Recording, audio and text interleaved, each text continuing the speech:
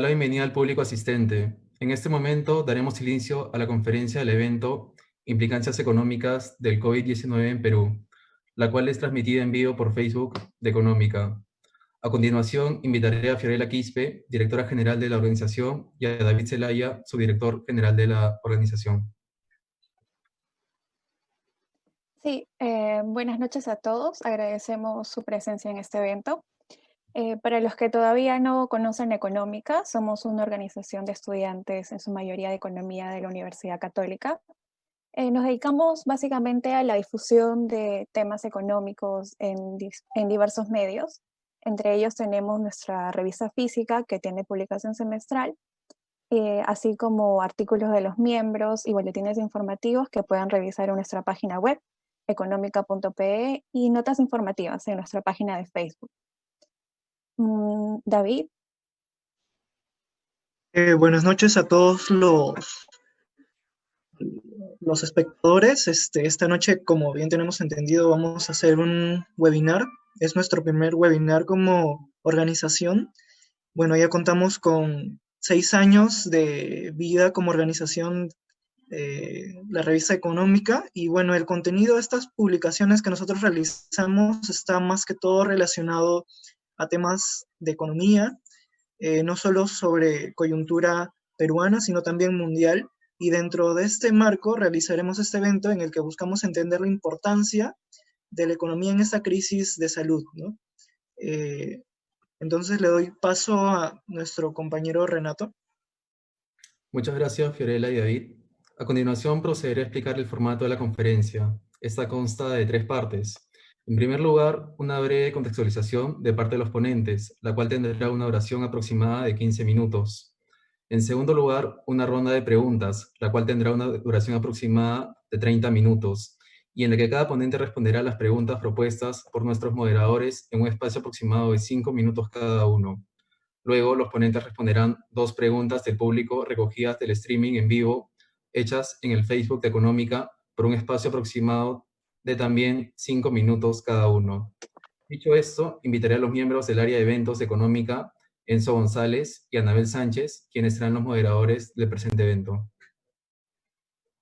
Bueno, muchas gracias. Para empezar, vamos a empezar invitando a los ponentes. Waldo Mendoza es profesor e investigador en el Departamento de Economía de la Católica y presidente del Consejo Fiscal, comisión autónoma adscrita al Ministerio de Economía y Finanzas. Ha sido miembro del directorio del Banco Central de Reserva del Perú, jefe de Departamento de Economía de la PUC, presidente del Consejo Directivo del CIES, director de Asuntos Económicos y Sociales y viceministro de Hacienda en el Ministerio de Economía y Finanzas.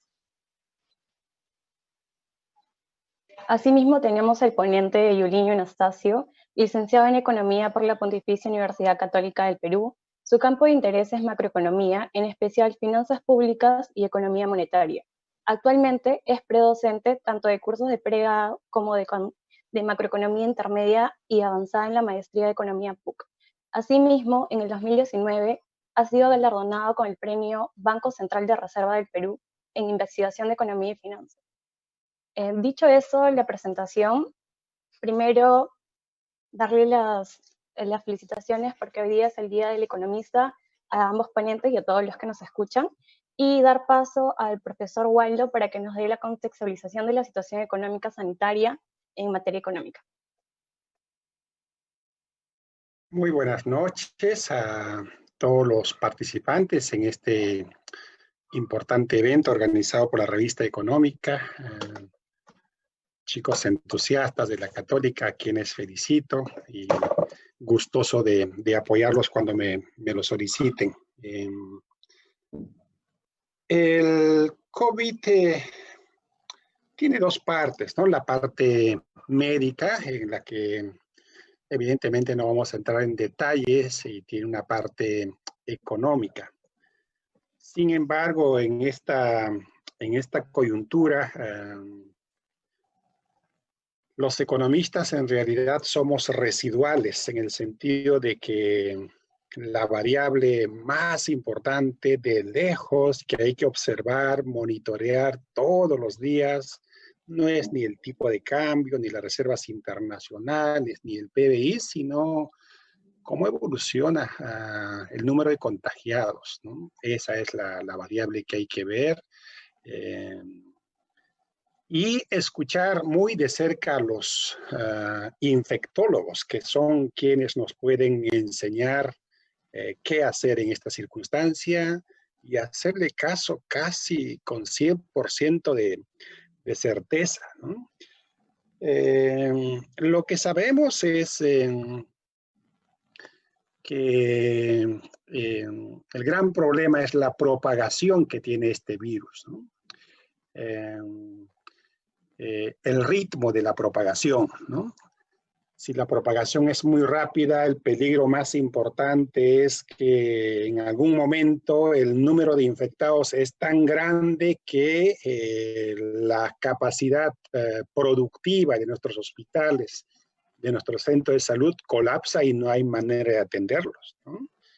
Porque hay que tener los instrumentos para atender a los pacientes críticos. Se requieren camas para cuidados intensivos, ¿no? En Italia hay mucha gente que ha muerto porque los médicos tenían que optar a cuál paciente le facilitaban el entubamiento porque no había tubos para todos, ¿no? Cosas de ese tipo. Entonces, todo el mundo habla de este bendito factor R, ¿no? Que es el ritmo al que se propaga este virus de persona a persona. Y este factor R tiene dos componentes. Un componente es a cuántas personas puede uno contagiar. Las cifras dicen entre 2 y 3 personas, ¿no? Por lo tanto, si es así, una persona contagia a 2, 2 a 4, 4 a 8 y sigue creciendo la cifra. Este número de números de personas a las que se puede contagiar hay que multiplicarlo por el número de personas o la fracción de personas potencialmente contagiables. Porque, por ejemplo, no se ha probado todavía, es casi seguro, una persona que ya ha salido de este COVID ya es inmune, ¿no? Entonces, hay que multiplicar ese ritmo de contagio por el número de personas inmunes o por el número de personas que han muerto, porque así es. Entonces, viendo este bendito factor R, la gracia matemática es, como en los modelitos de macroeconomía 1, para que la cosa no sea explosiva, este R tiene que ser menor que 1. Claro, si hay 8 enfermos, 8 contagian. Si el R es 0.5, 8 contagian a 4, 4 contagian a 2, 2 contagia a 1, entonces va desapareciendo. ¿Cómo bajar este bendito factor R? Una opción es de mercado, observar que las cosas pasen, y más o menos eso es lo que pasó en la peste negra del siglo XIII, 1320 y picos. Entonces, ¿qué pasó? Murió tanta gente o se enfermó tanta gente que un grupo inmenso de la población se hizo inmune. La tasa de contagio seguía siendo grande, pero ya no había quien contagiar. Claro, la tercera parte de Europa desapareció en términos de población, entonces desaparece. El factor R se hace menor que 1 porque ya no hay a quien contagiar, ¿no? La otra opción extrema es bien fina, poco recesiva, lo que se ha hecho en Corea.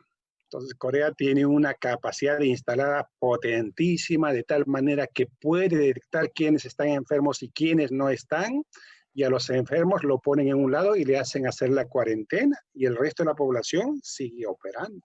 Entonces, es un método poco recesivo para parar a este bicho, pero es Corea. Y no solo es Corea, tiene una organización, además tienen experiencia, han tenido estas pandemias antes, entonces estaban recontra preparados para esto. Estados Unidos también padecía que tenía, pero lo están haciendo con los pies. Entonces, el método coreano no es para nosotros. No es para nosotros. Los chinos no tenían lo que Corea tenía, pero en 2 semanas lo construyeron. Pero a pesar de eso, los chinos, además de construir una capacidad instalada médica para combatir con el bicho, lo combinaron con una cuarentena recontra estricta que hizo que ahora ya están aterrizando aviones en Yuan. Entonces, cuarentena absoluta, estricta. Entonces, en el Perú queda claro que es imposible replicar el método coreano. No tenemos. Lo que estamos haciendo en realidad es ganar tiempo para que la capacidad de nuestros hospitales, de nuestros médicos, no se vea desbordada, ¿no? Y cuando uno ve las cifras, así empecé diciendo que esa es la cifra que hay que ver, las cifras de infectados, evidentemente no hay signos de aplanamiento. Entonces el presidente Vizcarra tiene absoluta razón en decir 2 semanas más y a ver qué pasa, ¿no? Entonces estamos en ese gran problema. En términos, bueno, entonces cuando la curvita esa se aplana, es al mismo tiempo que R está bajando, estará pues en 2.5, bajará 1.8, 1.7, ¿no? En Yuan lo bajaron a 0.3, o sea, lo desaparecieron. Entonces, esa curvita empinada nos dice, pucha, que el R sigue recontra mayor que 1. Entonces, no hay indicios ahorita de que esto que se alcance un máximo en términos matemáticos. No hay ese indicio todavía. Esperemos que con las 2 semanas eso se produzca. Bueno, si el método que el país ha elegido, y me parece que no tenía ninguna otra opción adicional, es la cuarentena, ahí el resultado económico es clarísimo, porque la cuarentena consiste, para que sea eficaz, para que sea contundente, uno, decirle a las familias, no salgas de tu casa. En eso consiste la cuarentena. Y decirle a las empresas, deja de producir. En eso consiste la cuarentena, salvo lo indispensable, alimentos, medicinas, comestibles, etc. Entonces, si a las familias nos dicen, anda a tu casa, personas con la fortuna como nosotros, los profesores que tenemos un sueldo, nos vamos a la casa felices, ¿cierto? Entonces es simplemente una incomodidad pequeñísima de no poder salir a la calle, pero eso es pues un pie de página del pie de página. O sea, uno no puede molestarse porque te encierren, pero te pagan tu sueldito. Pero una gran parte de la población tiene unos ingresos variables que dependen del mercado. Los informales, los independientes, los que trabajan en restaurantes, etcétera, sus ingresos se les dan requete caído. La estrategia del gobierno es entonces darles algo para que resistan la cuarentena, porque es imposible estar en cuarentena, no tener ingresos. Entonces, la racionalidad económica nos haría, digamos, invadir tiendas. Claro, si uno no tiene que comer, ¿qué otra cosa podría hacer? Entonces, la lógica del gobierno es, nos manda a nuestra casa y en la medida de lo posible, a aquellos cuyos ingresos se han caído drásticamente, se les paga para que no salgan de la casa. Esa es la estrategia perfecta, no funciona en la práctica a la perfección, pero la idea lógica es esa. Y a las empresas les dicen, no produzcas, olvídate de producir, no produzcas, porque la producción significa aglomeración, y si uno produce es para el mercado, y el mercado naturalmente es interacciones entre personas. Por lo tanto, otra vez el problema, le digo a la empresa que no produzca, bueno, y además le digo paga la planilla, entonces es matemáticamente imposible, ¿no? A veces hay gente que dice hay que procurar la estabilidad laboral, ¿no? Salarios dignos. Bueno, ¿qué va a hacer una pobre empresa cuando tiene 0 ventas y le dicen paga la planilla? Evidentemente quiebra en 2 semanas. O sea, no hay que ser economista para darse cuenta de eso, ¿no? Por lo tanto, el gobierno, por distintos mecanismos, está también procurando darles algo de alivio a las empresas. Les han postergado el pago de impuestos, un poco menos de salud, le darán un poco más de crédito. Entonces, en resumen, en realidad, todo lo que está haciendo el gobierno está en la dirección correcta, pero no son políticas de reactivación. De reactivación hablaremos después. Son políticas de respirador artificial para que poca gente se muera y para que pocas empresas se mueran. Que se van a morir, seguro. Lo que está en discusión es cuánto, ¿no? Entonces, la idea es minimizar el número de muertos de personas y de empresas. Y para terminar con esta presentación, el profesor Bruno Seminario de la Universidad del Pacífico tiene un libro monumental en el que se ha reconstruido las estadísticas macroeconómicas del país desde 1770. Entonces es una maravilla, uno puede ver el PBI desde 1770 hasta 2020, una maravilla. Y cuando uno revisa esas cifras, destacan 3 episodios. El episodio de la Guerra de la Independencia, 1821, el episodio de la guerra con Chile, 1879, y la crisis del primer gobierno de García. Viendo esos gráficos, uno puede rankear qué es lo peor que nos ha pasado.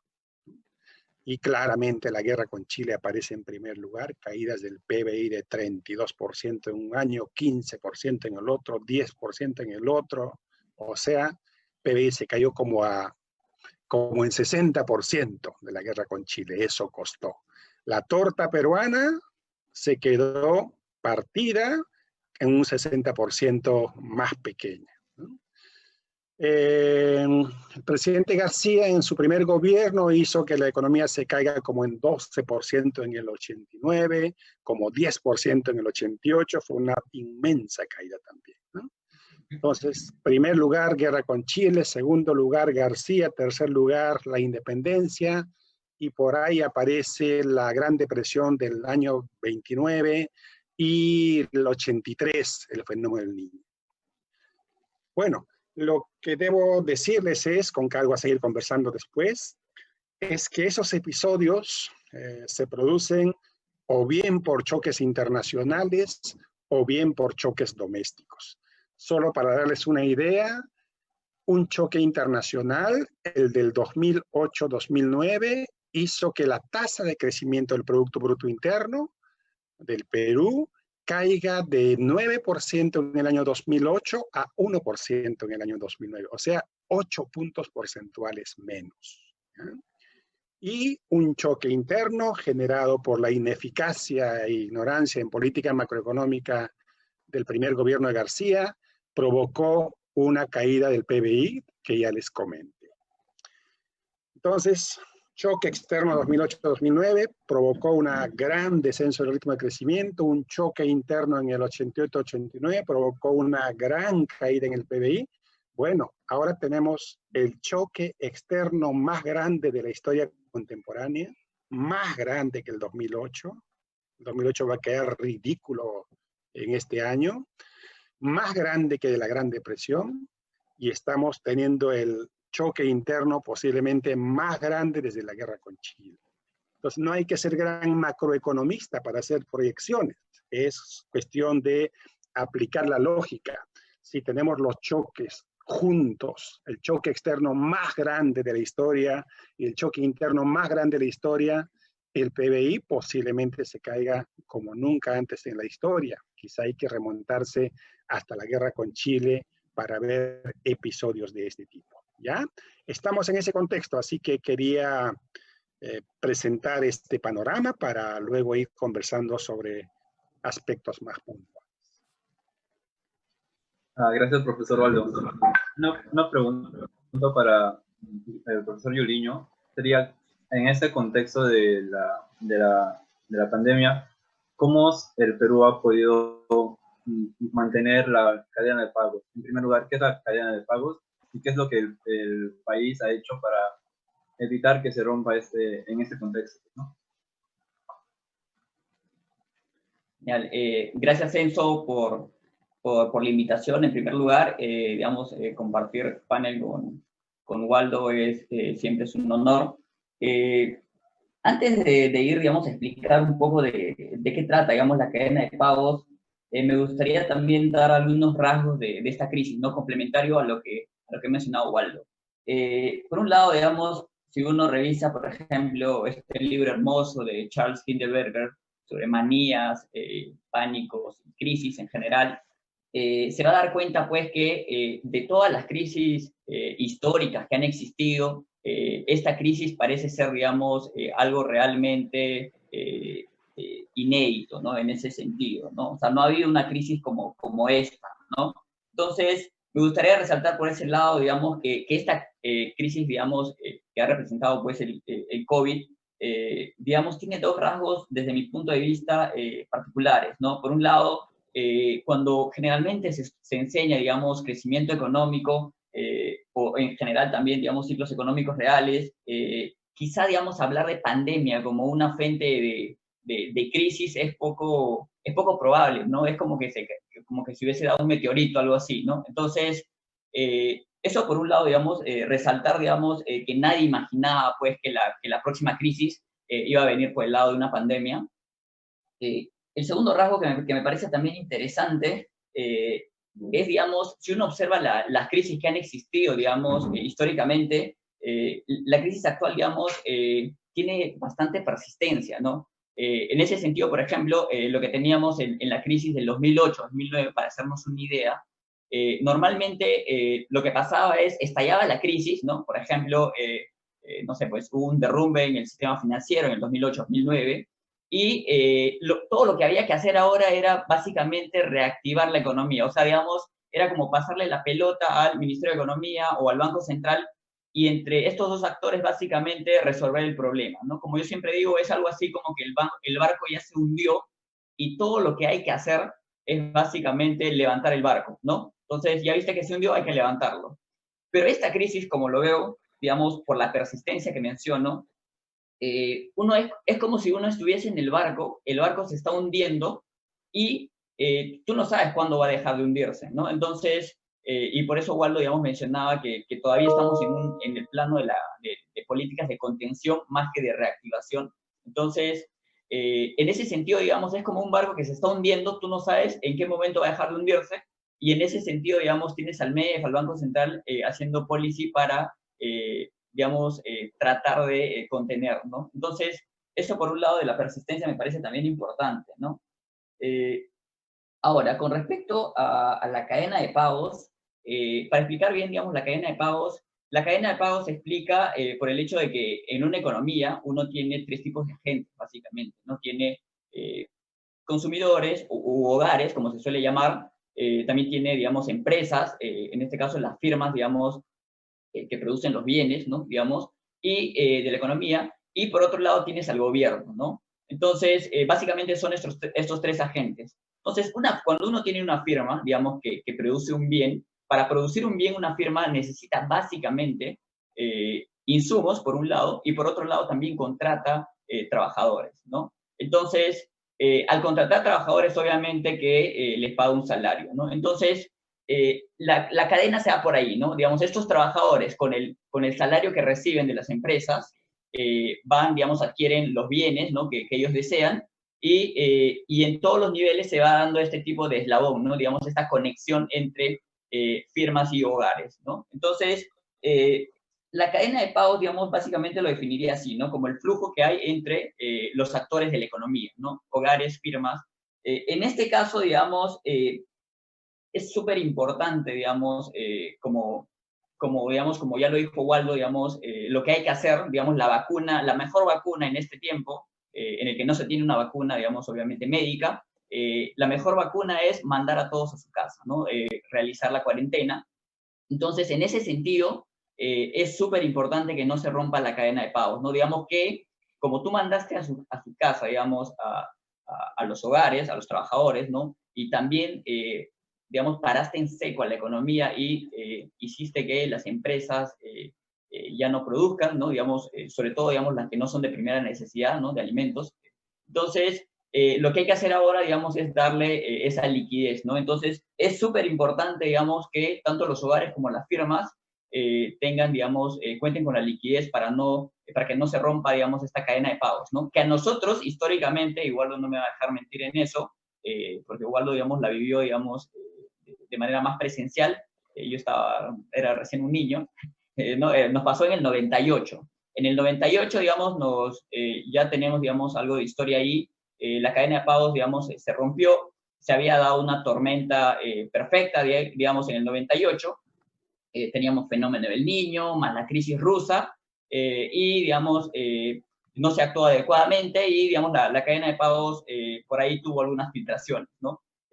Entonces, para nosotros, digamos, por lo histórico y por lo importante que resulta, digamos, dejar, digamos, o hacer, digamos, que esta cadena de pagos tenga la mayor fluidez posible, digamos, que no se rompa, ¿no? En el sentido estricto, es súper importante, ¿no? Entonces, Waldo también ahí ha mencionado, digamos, que nuestro régimen, nuestro sector laboral en ese sentido también no es perfecto, ciertamente, tiene algunas imperfecciones, como el hecho de que tenemos formales e informales. Entonces, hacer, digamos, de que esta cadena de pagos no se rompa, creo que es el objetivo, ¿no?, que tiene el gobierno. En ese sentido, ha lanzado una serie de medidas. Con estas medidas que ha realizado el gobierno, digamos, está haciendo lo mejor posible para hacer llegar, digamos, la liquidez, ¿no? Con estas imperfecciones que tenemos, ¿no?, en el mercado laboral, ¿no? Teniendo informales, digamos que de alguna manera lo que vas a tratar de hacer es que de alguna forma le llegue la ayuda, ¿no? Entonces, no garantiza 100% de que alguno por ahí no la pasa para nada bien, pero lo que el gobierno está haciendo, creo también, y en eso coincido con Waldo, está haciendo el mejor de los esfuerzos por, digamos, inyectar liquidez tanto a los hogares como a las firmas, ¿no? Ya sean formales e informales. Muchas gracias, Yuliño. Ahora, preconsultarle al profesor Waldo si desea acotar algo a lo ya mencionado y pasar a la siguiente pregunta, que sería, durante los últimos días se habló mucho al respecto del retiro del 25% de las AFPs, sobre los bonos de 380 soles y el subsidio del 35% a las planillas menores a 1.500 soles. ¿Qué implicancias tiene en nuestra economía, profesor?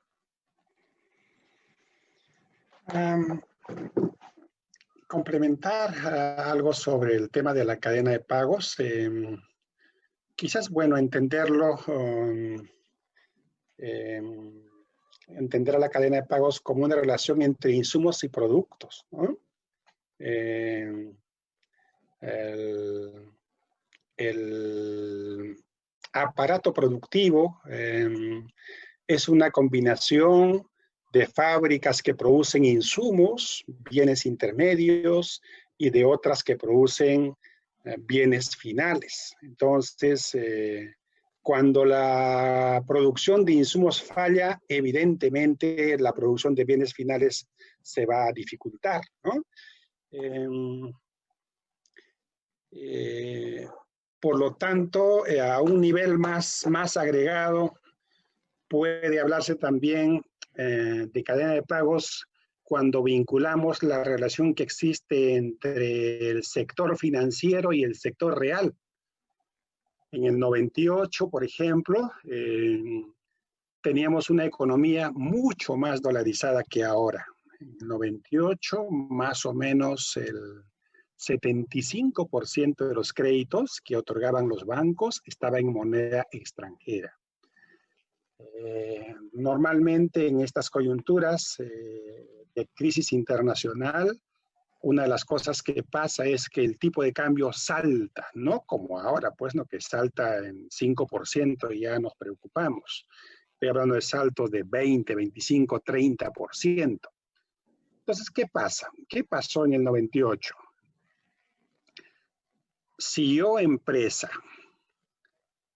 tengo préstamos del banco y me lo han prestado básicamente en dólares, por lo tanto, tengo que pagar mensualmente los intereses y las amortizaciones de mi deuda. Si el tipo de cambio salta en 40%, evidentemente los intereses que tengo que pagar, las amortizaciones que tengo que pagar, se multiplican por un número grande, porque el tipo de cambio ha subido y porque mi crédito estaba en dólares. Eso provocó que las empresas no pudiesen pagar sus créditos. Entonces las empresas empezaron a caerse, empezaron a dejar de pagar sus deudas y los bancos empezaron a caerse. Es un ejemplo nítido de lo que significa una cadena de pagos. Cuando un eslabón de la cadena está en problemas, ese eslabón jala a la otra cadena. Yendo a la pregunta de los bonos, la planilla y las AFPs, tienen, digamos, distintos objetivos, ¿no? En el caso de los bonos está clarito que es básicamente para decirle a las familias vulnerables, quédate en tu casa y yo te voy a dar una propina para lo indispensable, para que estés en tu casa, ¿correcto? Esa es la idea básica. Entonces,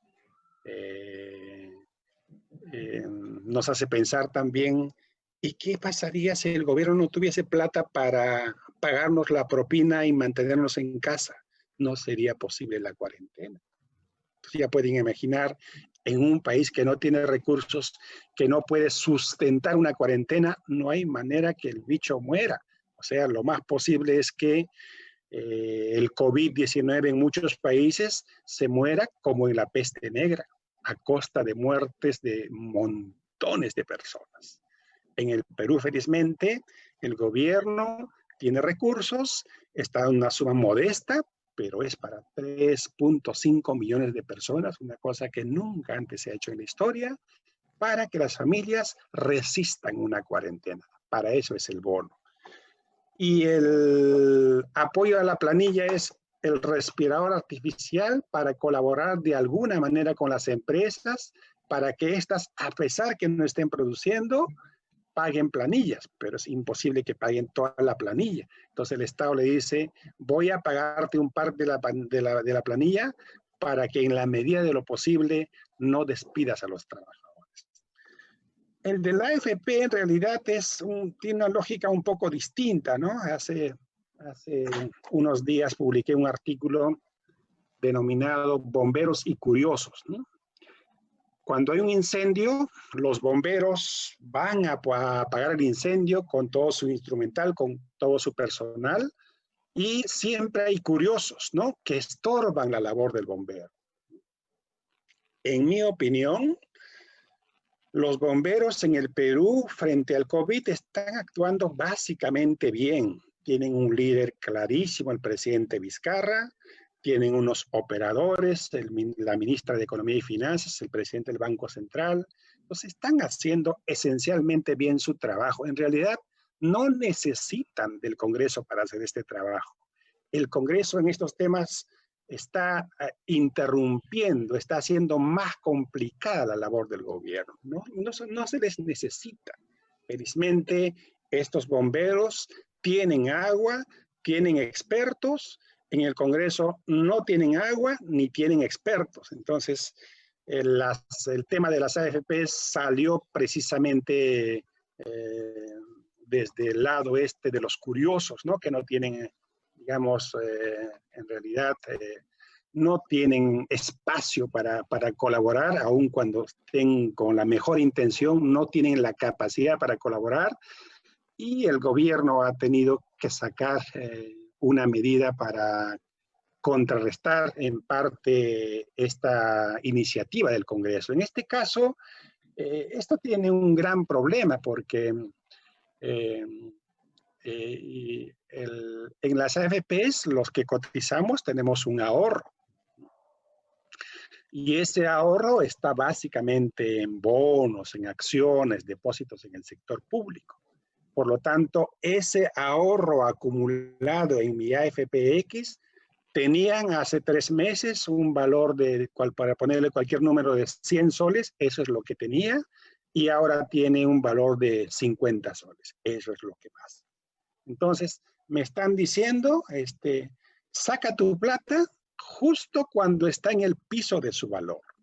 Entonces, yo entendería que una persona, una familia muy modesta, a la que no le llega la propina del gobierno, a la que por algún motivo no le llega ni un sol para que pueda quedarse sin ingresos en su casa, digamos, saque este ahorro absolutamente desvalorizado porque no tiene otra opción.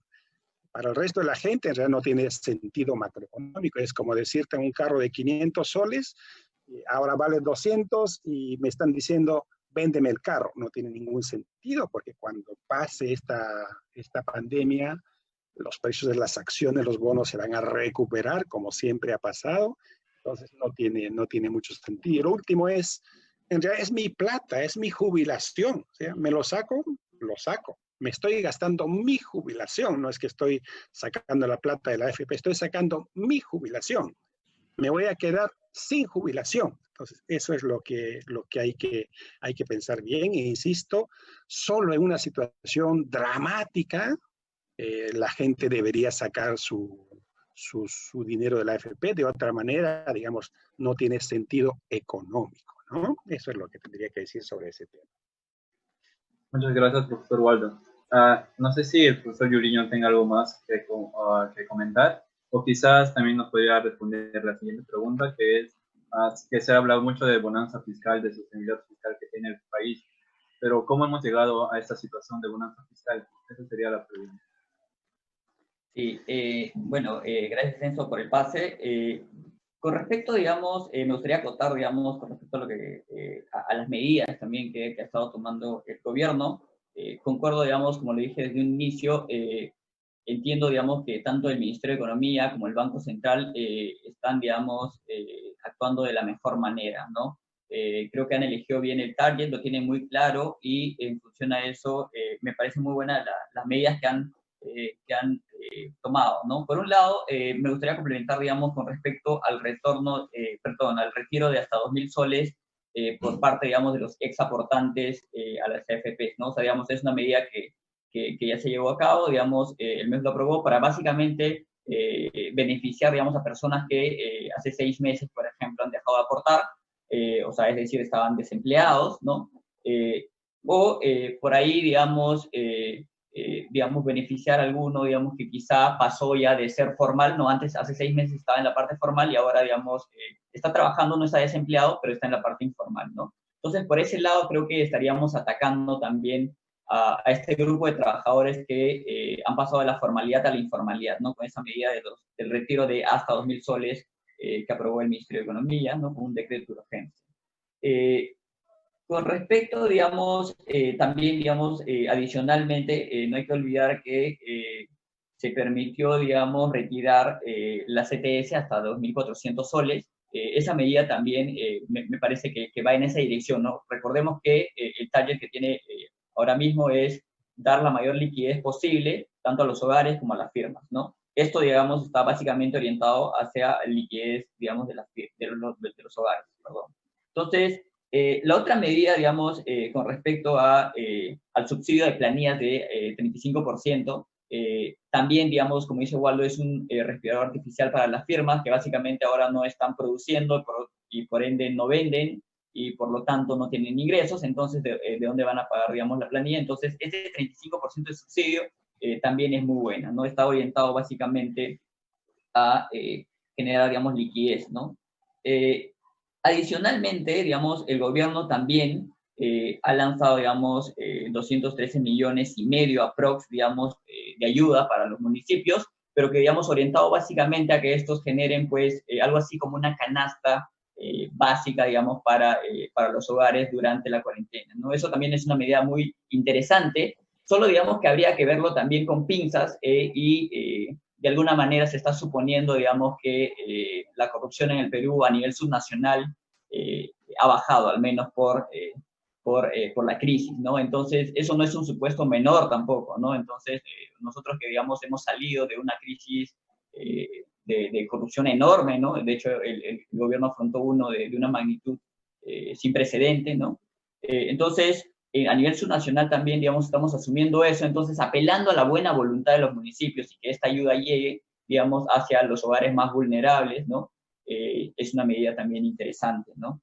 La otra medida también, y digamos que están justamente ajustando detalles, es sobre los 30.000 millones de garantías de crédito que va a dar, digamos, el Banco Central como respaldo a las firmas en general, ¿no? Que va a beneficiar a Prox a 350.000 firmas, ¿no? Eso también digamos, está orientado a dar liquidez a las firmas, ¿no? Entonces, digamos, nos queda muy claro, digamos, que el target de dar liquidez, de proveer liquidez tanto a los hogares como a las firmas, el gobierno está haciendo lo mejor posible, ¿no? Desde el MEF, desde el Banco Central.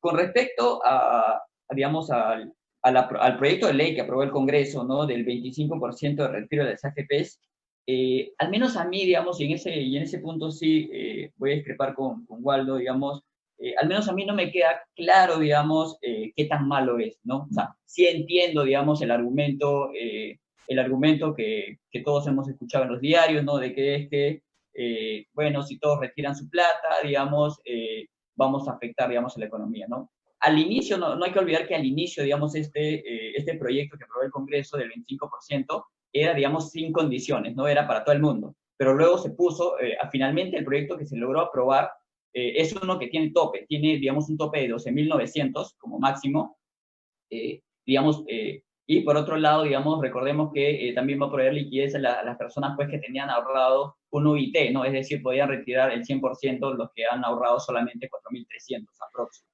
Entonces, al menos a mí no me queda muy claro, digamos, de qué tan malo es por lo siguiente, ¿no? Por un lado, ya no es un retiro masivo, ¿no? Digamos, como el que inicialmente se planteaba, ¿no? Que es lo que no se aprobó, por ejemplo, que nos iba a costar casi como 6 puntos del PBI, de acuerdo incluso a la asociación de AFPs, ¿no? Que eran más o menos 40.000 millones. Ya no es un retiro masivo esto de acá, entiendo. Entonces, el segundo argumento, digamos, también que habría que entender es que hay algo así como un límite operativo que digamos, se acuerda, bueno, entre el Banco Central y el SBS y finalmente, digamos, se da topes, ¿no? Digamos, de límites de inversión en el exterior. Entonces, esto, digamos, ha ido subiendo con los años. Entonces, para que, digamos, entendamos todos, es, digamos, una vez que las AFPs recopilan todo el dinero, digamos, de los afiliados, destinan, digamos, más o menos 50% en activos locales y 50% en activos externos. Entonces, han estado rondando también por ahí el argumento de que habría que liquidar, digamos, activos locales, y si vemos activos locales, el 20% aprox están invertidos, digamos, en los bonos del gobierno, ¿no? Del Treasury peruano. Entonces, eso no es tan cierto, digamos, porque lo que habría que liquidar, digamos, para no perder la composición del 50-50 en activos locales y externos, entonces habría que liquidar ambas partes, ¿no? Entonces, eso también, digamos, hay que desmitificar eso de que solamente se va a liquidar activos locales.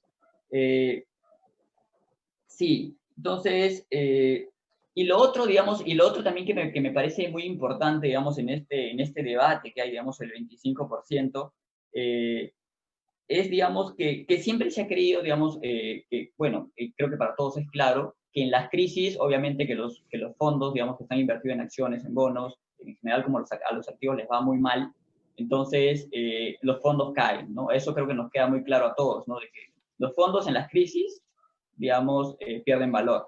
Entonces, ahora, si la gente retira, digamos, y nosotros creemos en el argumento, digamos, que siempre nos dan, digamos, las AFPs, que es que en el largo plazo se va a terminar recuperando, digamos, estos activos, estos fondos en general, digamos, van a recobrar su valor y van a sobrepasar. Entonces, si por el retiro, si por el pequeño retiro que calculo aprox, digamos, por los valores que han salido, las estimaciones, aprox sería 20.000 millones. Entonces, de este retiro, digamos, en general, por las externalidades que genera este retiro, digamos, del 25%, al final del día, digamos, si bien va a hacer caer un poco el fondo en general, ¿no? Digamos, para la gente que no retira, también nos debería quedar claro, digamos, que la gente, creo que no le estamos dando la libertad que necesita y estamos yendo en contra, digamos, de la racionalidad de la gente, ¿no? Porque entiendo que las personas aquí, como en una clase de micro, ¿no? Digamos, tiene un costo y un beneficio.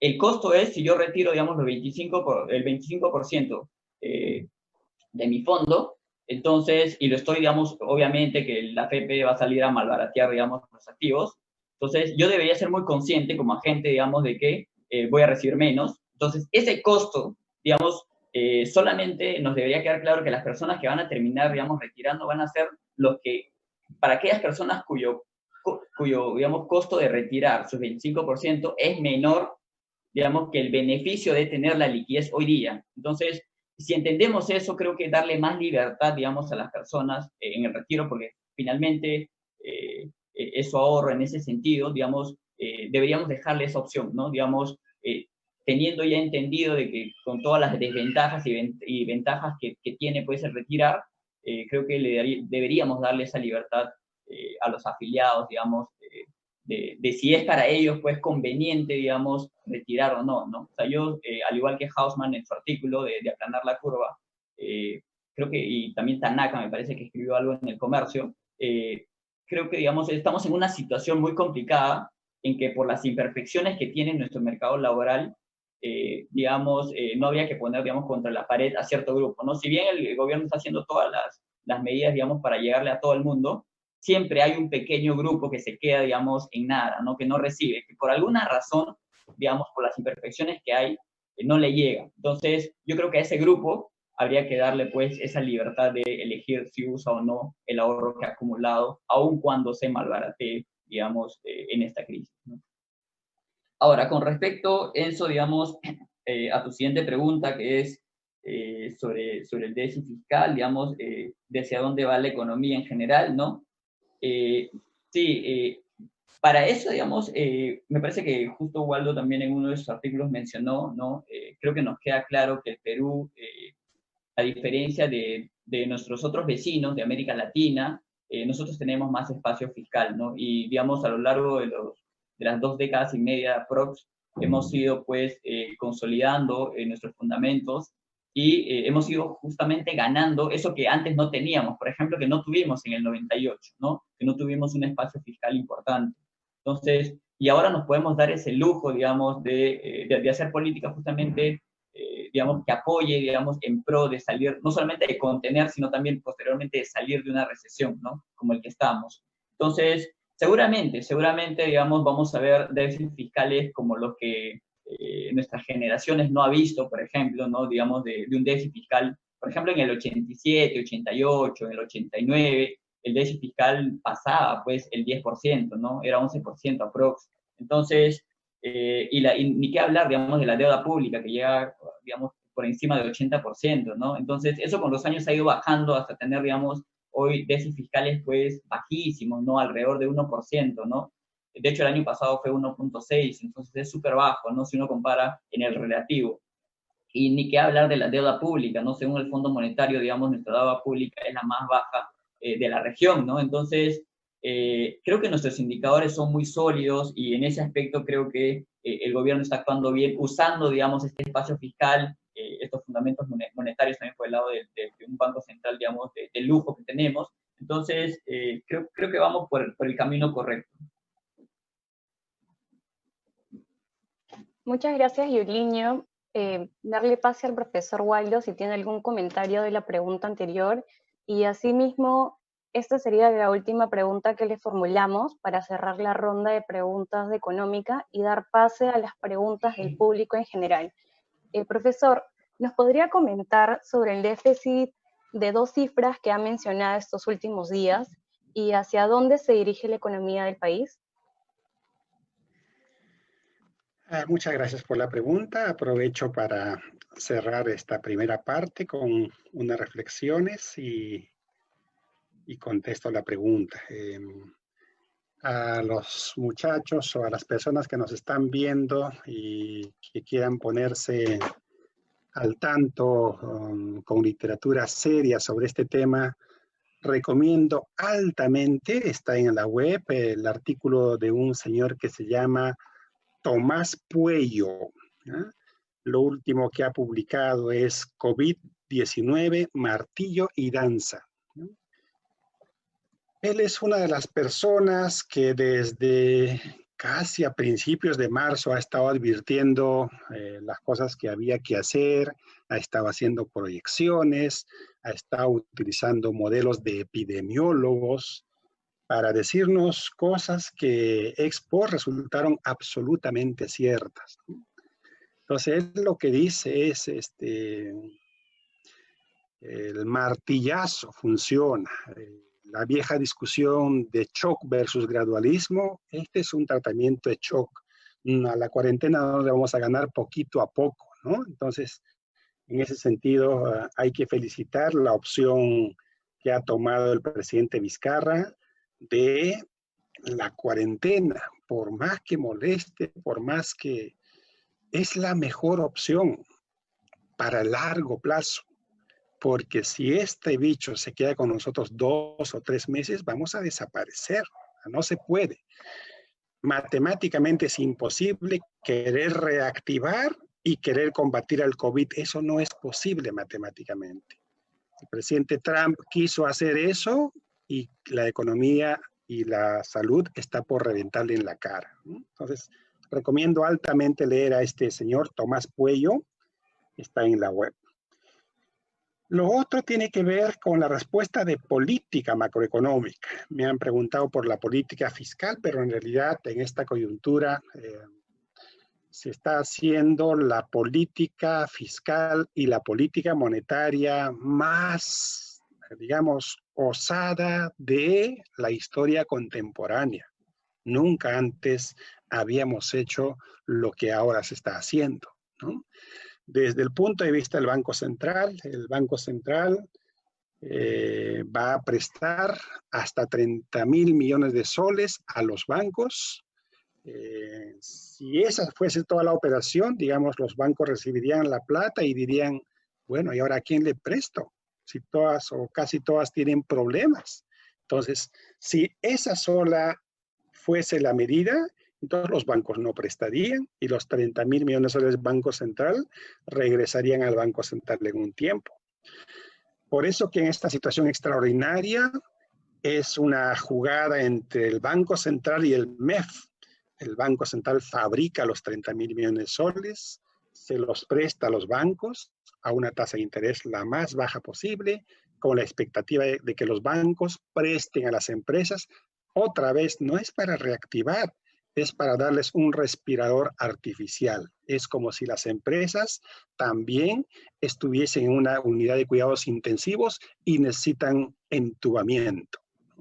Entonces, para que las empresas se presten y para que los bancos presten, el gobierno dice, mira, Banco Central, dale tú la plata al banco, y al banco le dice, presta esta plata y si no te pagan, yo te voy a garantizar. Obviamente con algunas condiciones, ¿no? Porque hay que poner ciertas condiciones también para evitar que se aprovechen de este crédito. Entonces, eso es el lado monetario. 30.000 millones de soles es un montón de plata. Además, el Banco Central ha dicho, por ahora, o sea que si se necesita, se puede hacer. ¿Y por qué puede hacerlo? Porque nadie en su sano juicio va a pensar que esto va a provocar una hiperinflación, porque tenemos una historia de 20 años con una inflación de 2% anual. Entonces el Banco Central tiene credibilidad, además tiene reservas internacionales. Entonces por eso puede hacerlo. Por el lado del fisco, la cosa es más compleja todavía, ¿no? Porque solamente estamos viendo la parte de los gastos. Efectivamente, hay que gastar en el bono, hay que gastar en la planilla, hay que gastar en lo que hay que gastar en el Ministerio de Salud. Pero el gobierno está perdiendo un montón de ingresos por dos motivos. Uno, por las circunstancias internacionales, el precio de nuestros minerales se ha caído y siempre que el precio de los minerales se cae, la recaudación se requete cae. La actividad económica se va a caer fuerte, por lo tanto la recaudación se va a caer. Y además está perdiendo recaudación porque está diciendo a las empresas, no me pagues hoy, me pagas mañana. Está diciendo a las personas, no me pagues hoy, me pagas mañana. Entonces, por un conjunto de cosas, en términos de nuestros cursos de macroeconomía, G está subiendo como nunca y T va a caer como nunca. Así va a ser. Y no hay manera que no sea así, es inevitable. Digamos, es el instrumento para matar al COVID-19. Sin plata no se puede matar.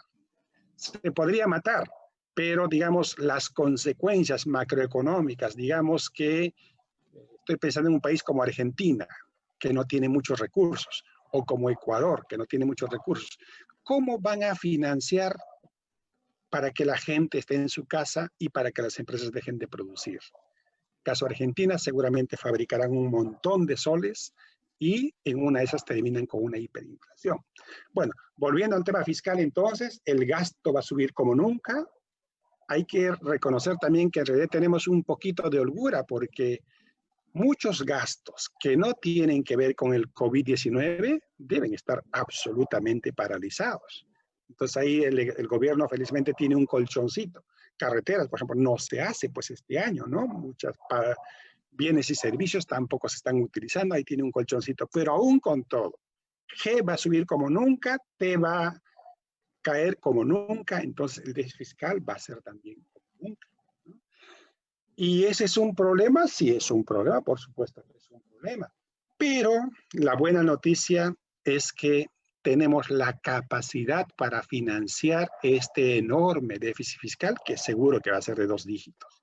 Seguro que va a ser de 2 dígitos. En parte utilizaremos los fondos que tenemos ahorrados, tanto como activos financieros, como el Fondo de Estabilización Fiscal. Y si falta eso, digamos agosto, septiembre, octubre, emitiremos bonos y en 2 semanas conseguiremos el crédito internacional barato seguramente, dadas nuestras condiciones macroeconómicas. Y así que este año es un año difícil para el Perú, para América Latina, para el mundo. Vamos a tener seguramente la caída del PBI más grande desde la guerra con Chile. Posiblemente vamos a tener el déficit fiscal más grande, no sé desde cuándo. Pero a pesar de eso, posiblemente seamos el país de mejor desempeño macroeconómico en América Latina. Así que ya pueden imaginar cómo van a terminar los otros países. Y a pesar de eso, pienso también que somos uno de los países que más rápidamente va a sacar la cabecita en esto del COVID porque estamos en el camino correcto. Y posiblemente cuando llegue la hora de la recuperación, dadas nuestras fortalezas que no han sido humilladas, seremos también los primeros en recuperarnos. Gracias, profesor Waldo. Ahora para pasar al siguiente bloque, que es el bloque de preguntas que se hicieron en el Facebook. Bueno, Álvaro Jiménez nos pregunta, se dice que el choque tiene 2 componentes de oferta y de demanda. Esto implica que teóricamente el impacto sobre la inflación es indeterminado. Ante este escenario, ¿el Banco Central de Reserva del Perú tiene espacio para un impulso monetario más agresivo? Lo dejo abierta la pregunta para cualquiera de los dos que quiera responder. Si les parece, ¿por qué no nos hacen un conjunto de preguntas? Las apuntamos y contestamos en bloque, ¿ya?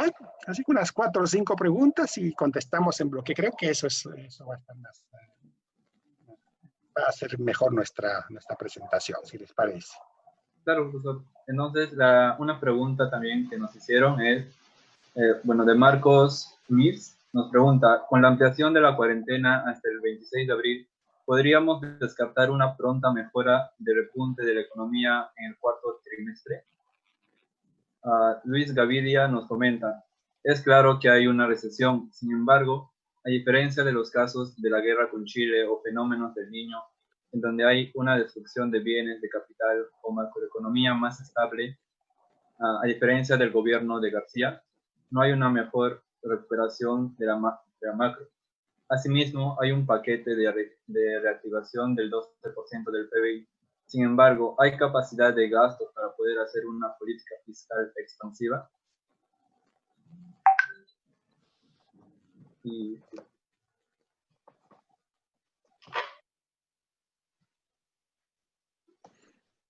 También Ayrton Fernando Torrejón nos pregunta, ¿de qué manera afectaría el retiro del 25% de la AFP a las personas que decidan no retirar?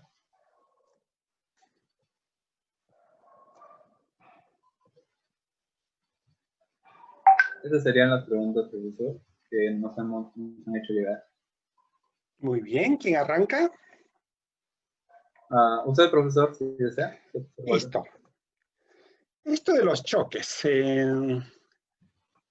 No me gusta mucho hablar de choques de oferta y demanda porque a veces no es posible distinguir si un choque es de oferta o de demanda, ¿no? Por ejemplo, sube fuerte el tipo de cambio. ¿Ese es un choque de oferta o de demanda? El tipo de cambio está en la demanda, está en la oferta, así que es un problema. Prefiero hablar de choques externos y de choques domésticos. Así es más clarito, ¿no? Un choque externo típicamente cómo se manifiesta. De eso felizmente tenemos una historia larga, ¿no? Entonces un choque externo típico consiste en una contracción de la demanda por nuestras exportaciones y por lo tanto una caída fortísima del precio de nuestras exportaciones. Así es fundamentalmente cómo se manifiesta un choque externo en el campo del mercado de bienes. Y en el campo del mercado financiero, un choque externo generalmente se manifiesta como una situación en donde, dada la incertidumbre de la economía mundial, los grandes inversionistas, esos que manejan, por ejemplo, los fondos de pensiones de los Estados Unidos, esos que manejan plata como el PBI del Perú, de 200.000 millones de dólares, están diciendo, ¿cómo protejo a mis pensionistas, ¿no? Los papeles que tengo, ¿dónde los pongo? Entonces, casi siempre, en situaciones de incertidumbre, el papel deseado es o el papel del Tesoro americano, o el bono alemán, o el bono japonés, a pesar que estos países podrían estar en problemas. Por lo tanto, se deshacen de los otros papeles, del papel peruano, del papel chileno y el colombiano. Con eso, con esa moneda local recaudada, compran moneda extranjera, compran dólares, sacan sus dólares y con eso compran los bonos del Tesoro americano. Y al sacar los dólares, hacen elevar el tipo de cambio. Entonces, los choques externos son caída en los precios internacionales, una salida de capitales. Esos son los choques externos.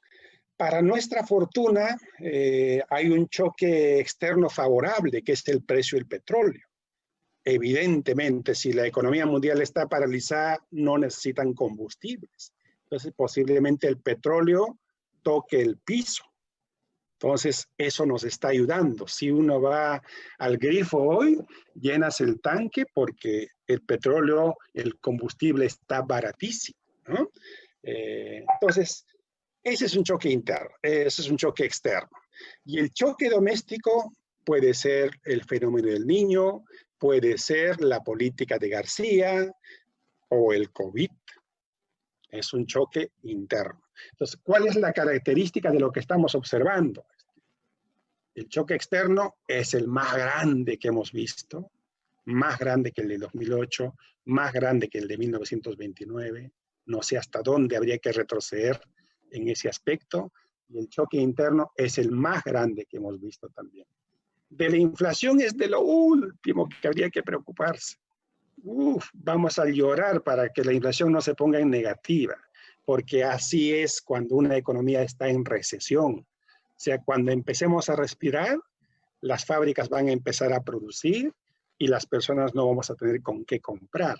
Así que la inflación es de lo último que habría que preocuparse. La cuarentena, el COVID y la economía, parece que no me han entendido. Este es un tema secuencial. A, entonces B. En un país como el Perú, A es matamos al COVID y después nos preocupamos de la economía. Y el instrumento para matar al COVID es decirle a las personas, no salgas de tu casa, y decirle a las empresas, no produzcas. Entonces, el instrumento para matar el COVID es la gran depresión de la economía peruana, pero no tenemos otra. Si no hiciéramos eso, digamos, esa gran depresión que seguramente nos va a pasar, habría que multiplicarla por 5. O sea, no tenemos alternativa mejor que esta encerrona que va a cumplir los 40 días. No tenemos otra. No somos Corea, ni somos China. Entonces, no tenemos opción. Esta alternativa para matar el COVID, a mi juicio, es la táctica correcta, paraliza la economía. ¿Correcto?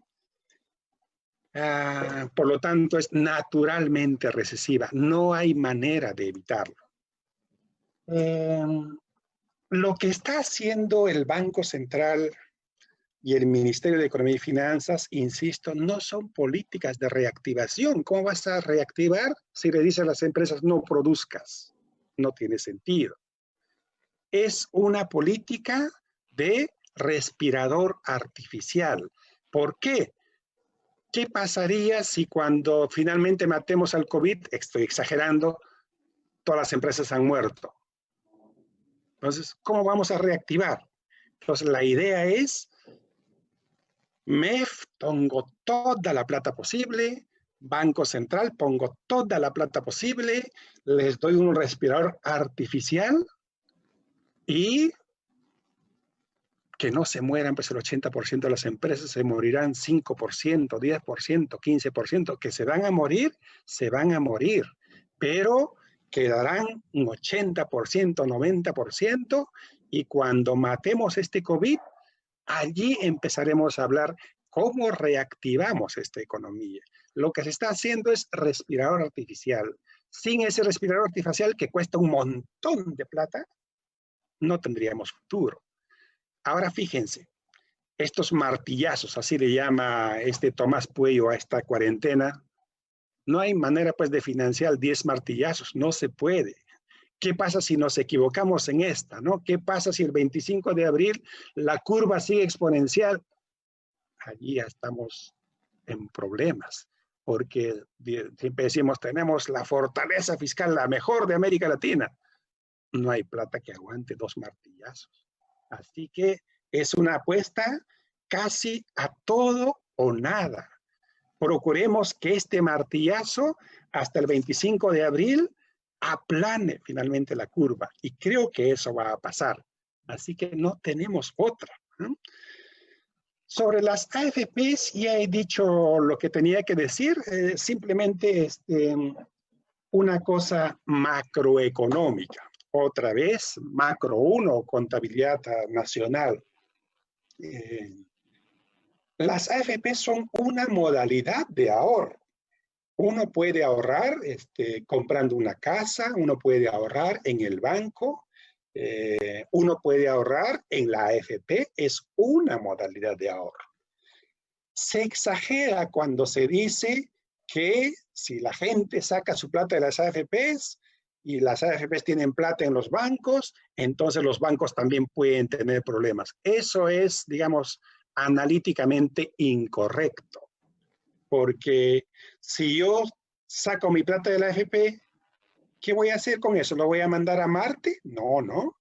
Voy a gastarlo, o lo pondré en el banco, o lo pondré en una CTS, y si lo gasto, ese que recibe, o sea, la plata no va a desaparecer.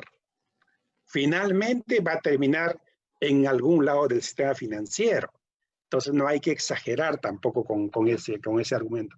Analíticamente es correcto decir que si la AFP saca su plata del banco, el banco va a tener problemas. La plata no desaparece. La modalidad de ahorro cambiará. Alguien habrá sacado su plata de la AFP y de repente se compra un taxi.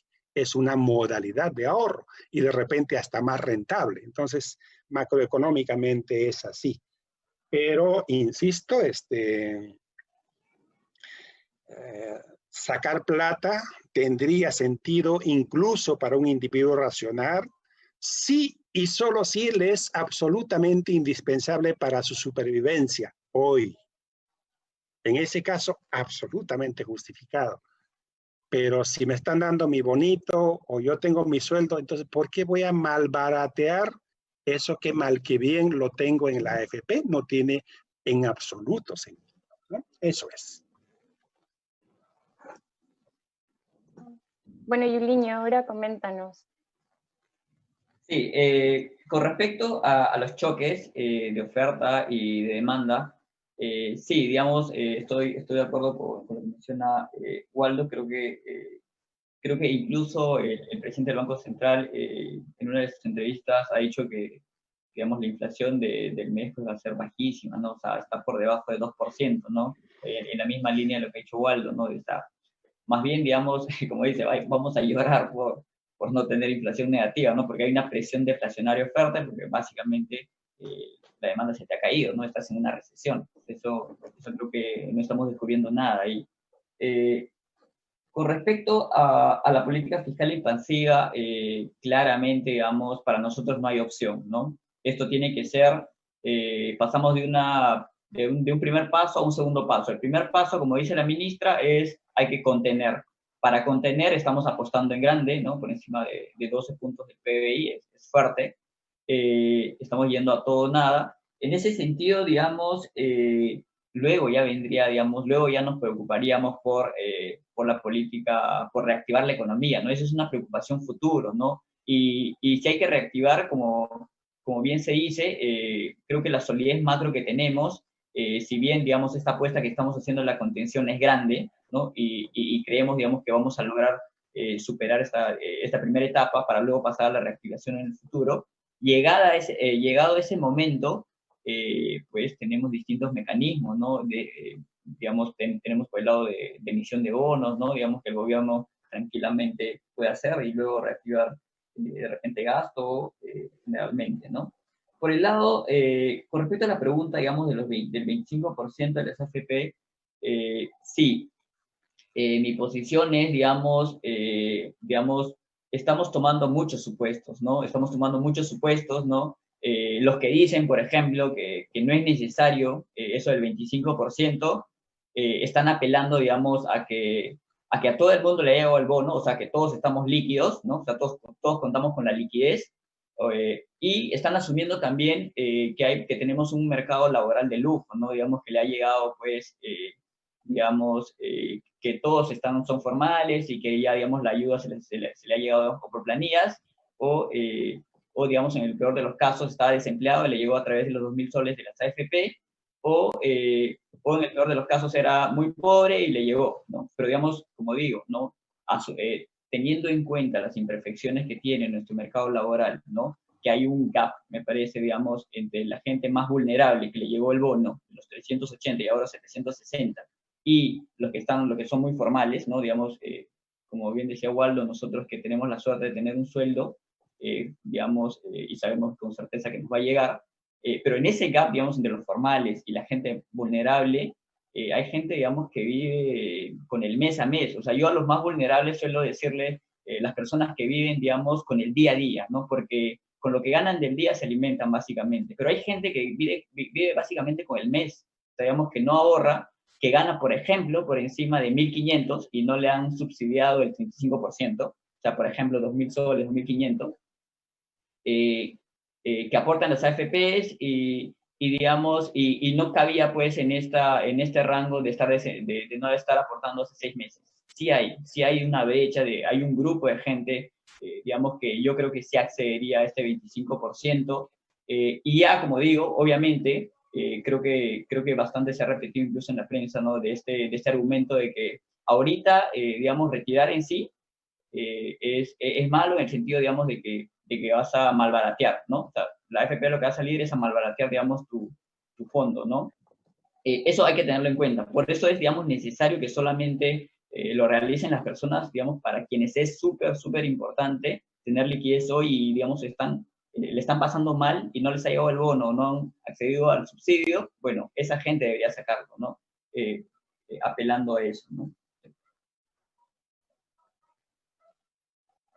Bueno, ahora tenemos dos preguntas más.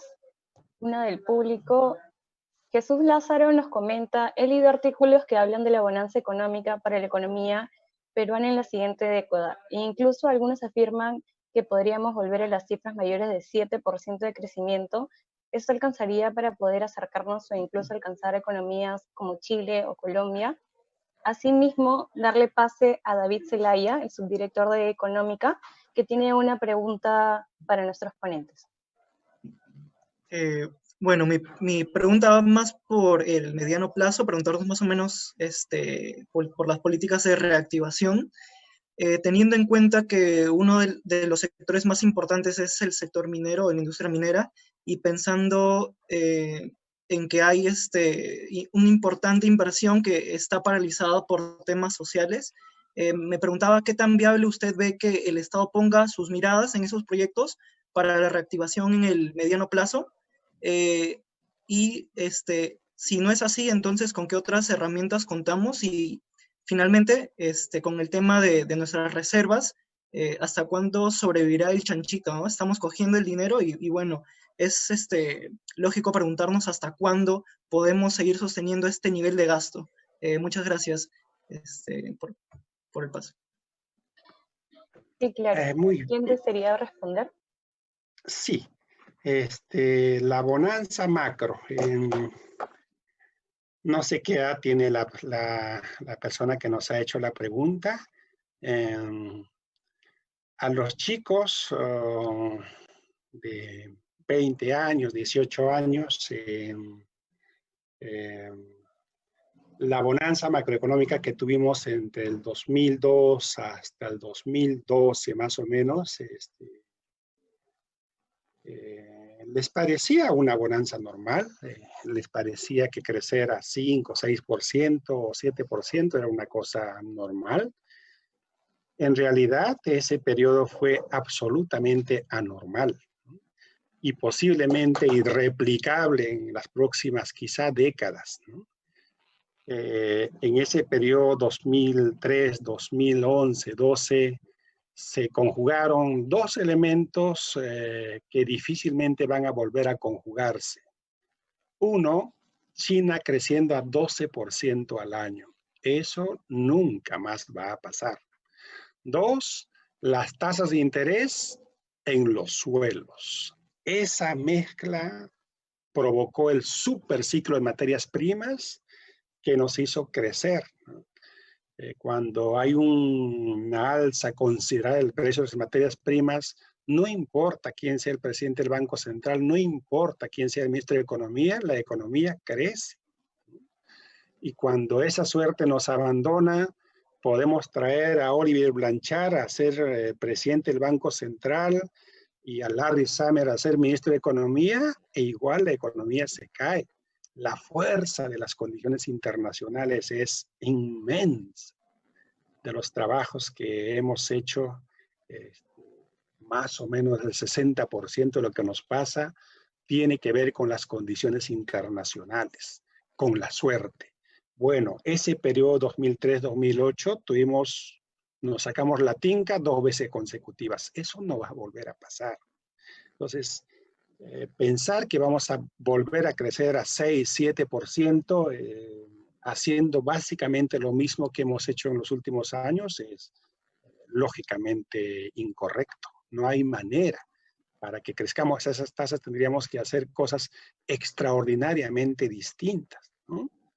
Quizá el crecimiento del 2021 sea extraordinariamente alto, pero por una situación estadística, ¿no? Pero no veo cómo hacia adelante, salvo unos buenos deseos, podamos tener tasas de crecimiento como el que la persona que ha hecho la pregunta piensa, ¿no? Tendríamos que hacer algo extraordinariamente distinto. En este momento no se me ocurre. Y en todo caso, eso amerita una larga conversación, una larga digresión. Cuando esto pase,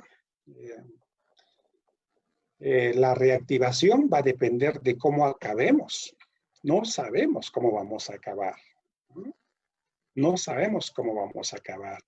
¿Cuánto por ciento del sistema financiero va a terminar bien paradito? Recuerden que en el año 98, una crisis pichirrucha, la crisis rusa, la crisis brasileña, hizo que como 5 bancos se cayeran en el Perú. Entonces, es cierto que ahora tenemos más fortaleza, nuestro sistema financiero está más sólido, pero también es cierto que esta crisis es 80 veces más grande que la del 98, ¿no? Entonces, no sabemos cómo van a acabar las empresas del sistema financiero y del sector real de la economía.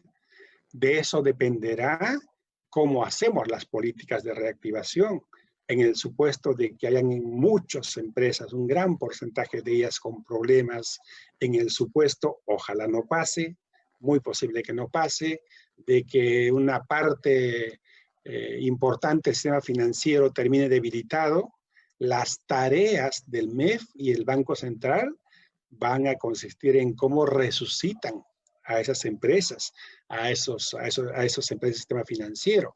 Ojalá no sea así, pero no sabemos, no sabemos. Repito, la crisis 98, una crisis pequeña, se llevó abajo a 5 bancos y la economía estuvo parada 98, 99, 2000, 2001 y 2002 empezamos a sacar la cabecita.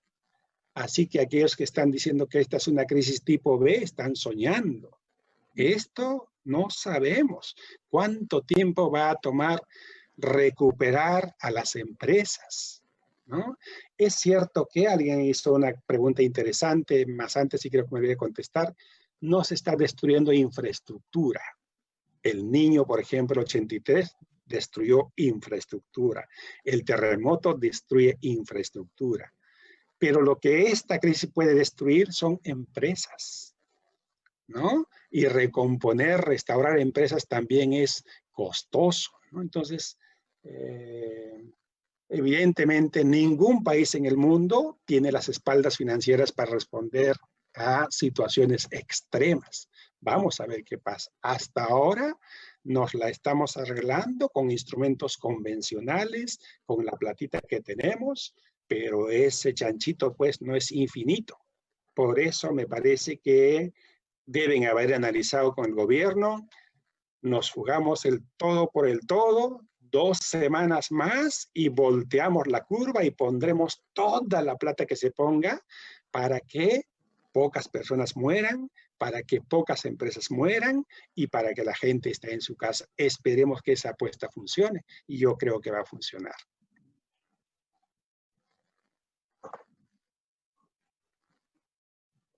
Sí, profesor Yuviño, si me podría comentar algo también.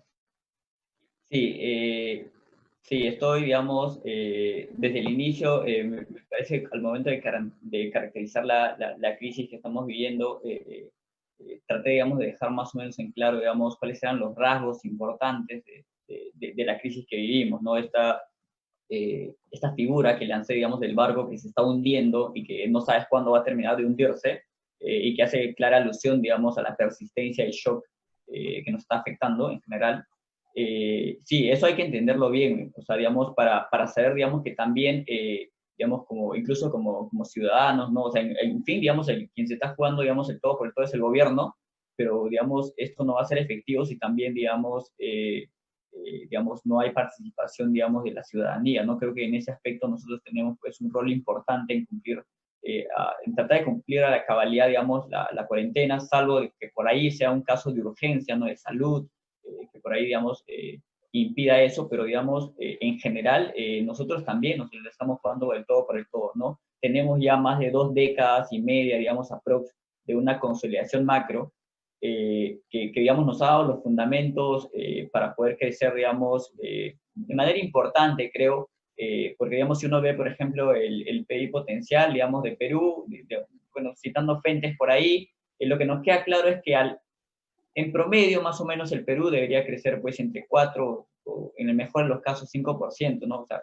4, quizá un poquito por debajo, pero esas son, digamos, digamos, las cifras que en promedio el Perú debería crecer, ¿no? Crecer a 7 debería, pues, conjugarse una serie de factores atípicos, ¿no? Como lo que pasó en el último boom, ¿no? Que se vivió.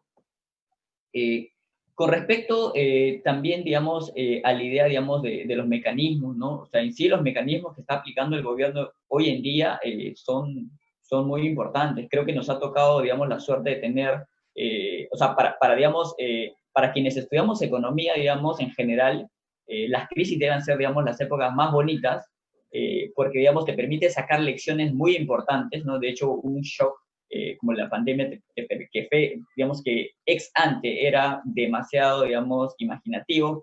¿Quién se hubiese pensado, digamos, digamos que esta sería, digamos, una fuente de fluctuación, digamos, futura, ¿no? O sea, nadie, ni el mejor, creo que ni Roberto Chan, que es uno de los mejores economistas de Perú, digamos, que estudia crisis, creo que ni él tenía, digamos, mapeado, digamos, un shock como que vendría a través de la pandemia, ¿no? Entonces, yo creo que nuestros actores económicos, el MEF, el Banco Central, están haciendo lo mejor posible. Creo que nosotros deberíamos apoyar a eso porque ellos están haciendo, digamos, el mayor, digamos, de las posibilidades para hacernos llegar a la liquidez que necesitamos, digamos, para poder, digamos, contener el shock, para luego ya en el futuro preocuparnos, ¿no? Pero también me parece importante, digamos, que como sociedad también empecemos a repensar. Me parece que hay cosas que estaban mal.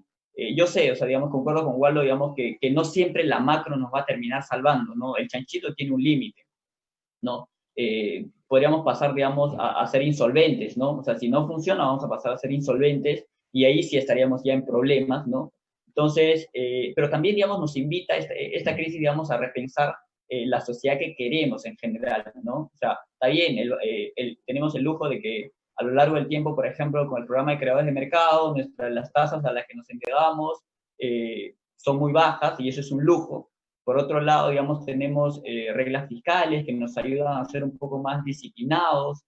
Tenemos, bueno, con la autonomía de 1993 del Banco Central, digamos, hemos erradicado cualquier opción de dominancia fiscal que, por ejemplo, hubo en los 80s. O sea, hay muchas cosas, digamos, de fundamentos que se trabajó muy bien y cuyas legislaciones han ayudado, digamos, a la mejora del país, ¿no? Y por eso es que hoy nos damos el lujo, digamos, de poder actuar como actuamos. De hecho, la BBC ha dicho que es algo, una estrella en América Latina. Entonces, tener este lujo hoy también, digamos, nos invita a repensar algunas cosas, ¿no? O sea, digamos, por ejemplo, el sector salud, ¿no? O sea, el sector salud, digamos, con el que tenemos, o sea, no siempre, digamos, deberíamos aspirar a tener un sector salud como el que tenemos, ¿no? Creo que hay mucho espacio para mejorar, y así hay una serie de cosas, ¿no? Por ejemplo, el hecho de las AFPs también, ¿no? O sea, nuestro mercado laboral en sí, ¿no? Entonces, creo que nosotros incluso, digamos, entiendo que la mayoría de nuestros espectadores son estudiantes de economía y algunos economistas quizá que nos siguen, pero digamos, esta crisis también nos invita a eso, ¿no? A repensar la sociedad que queremos y a trabajar en ello, ¿no? Digamos, yo diría a ser consistentes con la razón de por qué elegimos estudiar economía, ¿no? Que es justamente, pues, en ser agentes de cambio, ¿no? Muchas gracias, profesor Waldo, profesor Yuliño. Ahora, ya para terminar con la conferencia y darle paso a Renato para el respectivo cierre, queríamos saber cuáles serían las recomendaciones que les brindan a nuestros espectadores en esta cuarentena. Algo breve de parte de ambos. Profesor Waldo. Creo que la recomendación es básica, ¿no? Yo creo que tenemos la fortuna de tener a un presidente como el que tenemos, que de alguna manera tiene clarito cómo enfrentar a este mal. Creo que podemos sentirnos orgullosos del presidente y tenemos también la fortuna de tener un Banco Central y un Ministerio de Economía y Finanzas que están respondiendo apropiadamente a la coyuntura y por supuesto un ministro de Salud que también ha mostrado eficacia en los últimos tiempos. Y lo que hay que hacer es lo que nos dicen, ¿verdad? Hacer caso exactamente a lo que nos dicen. Nuestra contribución es contribuir con la cuarentena y desde los lugares que estemos impidamos también que la cadena de pago se rompa, ¿no? Porque, por ejemplo, tenemos personas que trabajan con nosotros. Si dejamos de pagarles, la cadena de pago se va a romper. Entonces, ahora es cuando la solidaridad ya no es teórica, es práctica. Y todos, cada uno de nosotros, tenemos la oportunidad para que esta cadena no se rompa, ¿no? No es solo a nivel de empresas, de bancos, es en nuestra vida cotidiana.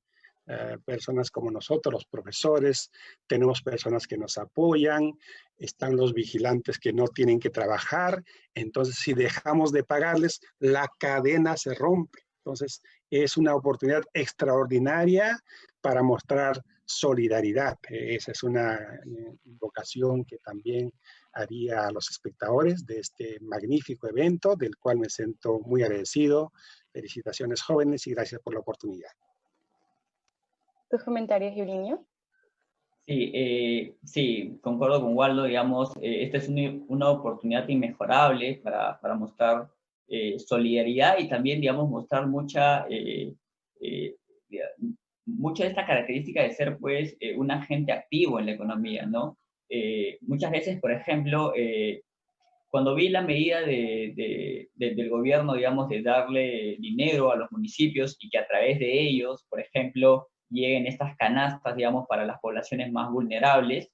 Entonces, yo creo que ahí también, digamos, los ciudadanos de a pie jugamos un rol importante, ¿no? Es cierto que, digamos, la Contraloría, pues, no va a estar en todo el mundo, digamos, en todas las partes de Perú, pero, por ejemplo, digamos, de quienes forman parte, digamos, de las localidades, de los municipios, y ven, pues, por ejemplo, algún acto irregular, ¿no? Digamos, de que a alguien, por ejemplo, que sí es indispensable que le llegue, pues, esa canasta de 80 soles al menos, pues, es importante, digamos, que el grupo, que los mismos pobladores también, pues, apoyen, ¿no? O sea, la corrupción también, digamos, de alguna manera es resultado, digamos, de cuánto uno lo ve como normal, ¿no? Y estas situaciones claramente no son normales, ¿no? Entonces, yo creo que ahí jugamos un rol importante.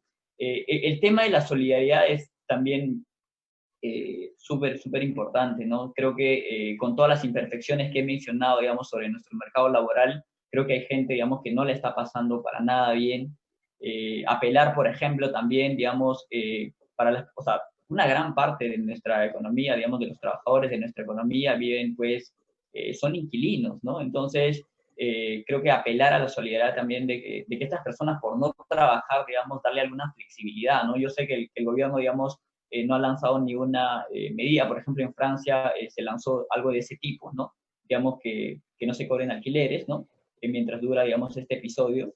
En Perú, si bien es cierto, no se ha lanzado algo así, pero sí apelar, digamos, también, digamos, a la solidaridad, ¿no? Porque hay un grupo, digamos, de gente que vive, pues, con las justas y pagar en sí, digamos, un alquiler de este tipo, pues, imagínense que si no pueden, digamos, con la canasta básica, van a poder, digamos, por el alquiler, ¿no? Yo creo, como les digo, es una oportunidad inmejorable para ser agentes activos, ¿no? Tanto denunciando casos de corrupción, el gobierno está apelando a la buena voluntad de los municipios, ¿no? Pero también, digamos, de ser solidarios, ¿no?